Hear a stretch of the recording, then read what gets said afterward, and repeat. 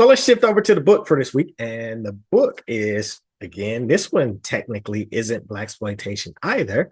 It's a book called The Detroit Connection. And this one came out in 1982, which, again, outside of the Blaxploitation genre. But it, to me, has all the kind of storyline and the makings of Blaxploitation paperbacks and the storyline, the characters, the whole nine, the dialogue, and all that. And when I think of, like I said, a good Blaxploitation paperback to me is one that I think would have made a good Blaxploitation movie. And I think this would have. Okay. So what it's about, the Detroit Connection, is a hustler takes the proceeds from one of his criminal capers and basically parlays that into a legitimate business, which is a record company.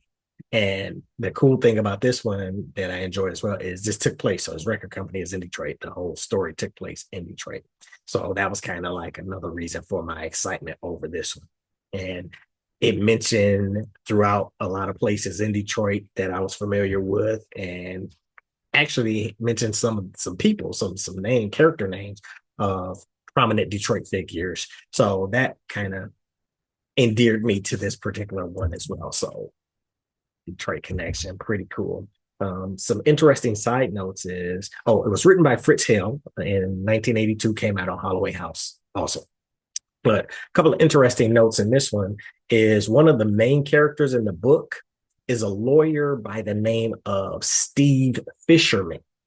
Now, anybody who's familiar with Detroit from back in the late 70s, early 80s, we had a lawyer by the name of Steve Fishman who he's one of the most iconic lawyers in the city's history. He was known for representing some of the top drug dealers during the time and hustlers from back in the day. So I wonder if, Fritz Hill came up with the name and patterned his Steve Fisherman character after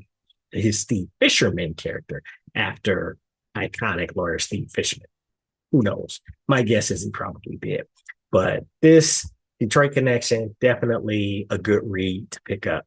And when I go out and look on, trying to locate this one, I think you could probably find this one fairly easy. And because it came out in the 80s, it shouldn't be too expensive. I mean, probably like $50 or less. So not as high as some of the, older and first edition Blaxploitation paperbacks. But if you want to see more like that, as always, make sure to go check out the Blaxploitation paperbacks website.